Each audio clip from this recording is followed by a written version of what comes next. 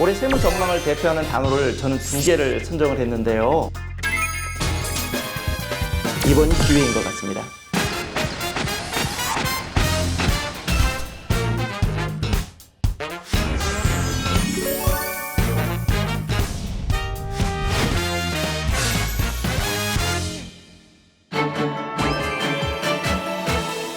부동산 파트에서는 종합부동산세, 그리고 금융 파트에서는 상장 주식의 대주주를 들고 싶습니다.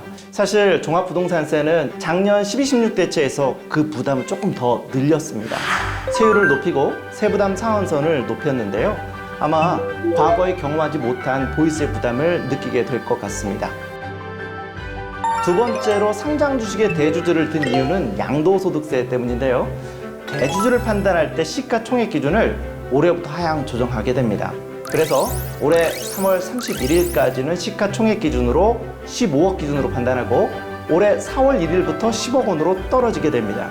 내년 4월 1일부터는 그 시가총액이 3억 원으로 떨어져서 아마도 상장 주식을 매각할 때 양도소득세를 내는 분들이 앞으로 많아질 걸로 예상이 됩니다.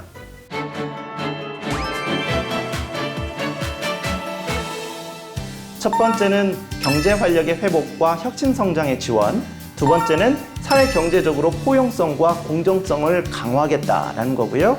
세 번째는 조세 제도와의 합리화 및 세입 기반의 확충, 이렇게 세 가지를 같이 발표를 했는데요. 공정성 강화는 아무래도 부동산 세금에 주안점을 둔 것으로 보이고요. 조세 제도의 합리성은 세금을 신고하거나 우리가 조세 불복을 하는 과정에서 납세자의 권리를 조금 더 우대하는 방향으로 개정을 했습니다.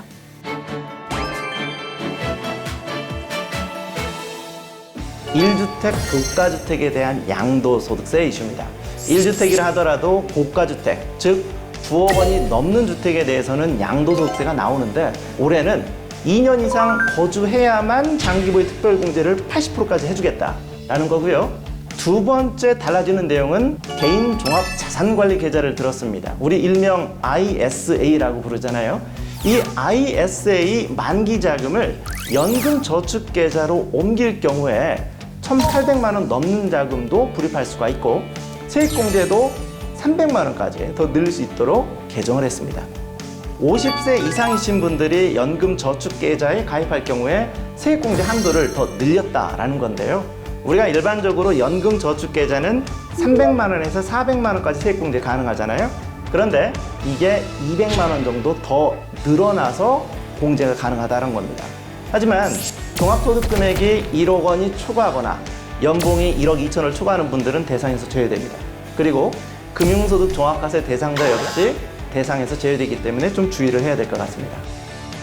퇴직금을 퇴직연금 계좌로 예치할 경우 40%까지 퇴직소득세 감면이 가능하도록 개정이 됐습니다.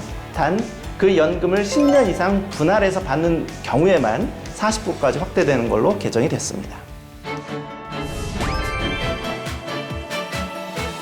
올해 세금의 핵심은 아무래도 부동산 관련된 세금일 것 같아요. 그래서 이 종합부동산세와 양도소득세를 특히 조심해야 될 것 같은데 1주택 보유자이면서 고가주택을 가지고 계신 분들, 특히 2년 이상 거주는 했는데 앞으로 추가 거주를 하지 못할 것 같은 분들이라면 가급적 올해 안에 매각하는 게 좋을 것 같아요. 그리고 다주택 보유자로서 주택이 조정 대상 지역에 있는 분들, 그리고 10년 이상 보유했다면 올해 6월 30일까지 매각하는 게 좋을 것 같습니다.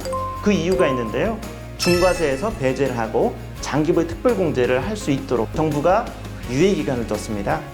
매각할 계획이 있다면 이번이 기회인 것 같습니다. 올해는 세금을 줄일 수 있는 방법을 찾기보다 예상치 못하게 세금이 많이 나가는 것을 막는 것이 더 중요할 것 같습니다. 조정 대상 지역에서 주택을 구입하는 것은 상당히 조심해야 될 것 같고요. 우리가 올해까지 부동산을 매각해야 세무적으로 유리한 경우들 많다고 말씀드렸죠. 그러면 언제를 세법상 취득 시점으로 보고 매각 시점으로 볼지 그 판단 기준도 상당히 중요하잖아요. 세법에서는 정확한 취득 시점과 매각 시점을 잔금일로 봅니다. 다만 잔금일 이전에 소유권 이전 등기가 완료됐다면 소유권 이전 등기 접수일로 보거든요. 그래서 실무적으로 잔금 일관 소유권 이전 등기 접수일 둘 중 빠른 날을 매각한 날로 보기 때문에 이걸 잘 고려해서 날짜를 놓치는 일이 없도록 조심해야 될 것 같습니다. 그리고 우리 주식 투자 같은 경우에 대주주 판단 기준이 하향 조정이 되면서 앞으로 양도소득세 낼 가능성이 많아졌다라는 말씀을 드렸는데, 이런 분들이라면 국내 주식형 펀드를 권유하는 것도 괜찮을 것 같아요. 왜냐하면 국내 주식형 펀드에 편입되어 있는 국내 주식도 매매 차익과 평가 차익에 대해서 과세 대상에서 제외되도록 되어 있는데, 이 부분에 대해서는 대주주 여부를 구분하지 않거든요. 우리가 퇴직금을 퇴직연금으로 예치할 경우에 30% 세액공제 효과가 있다는 부분이 있었지 않습니까?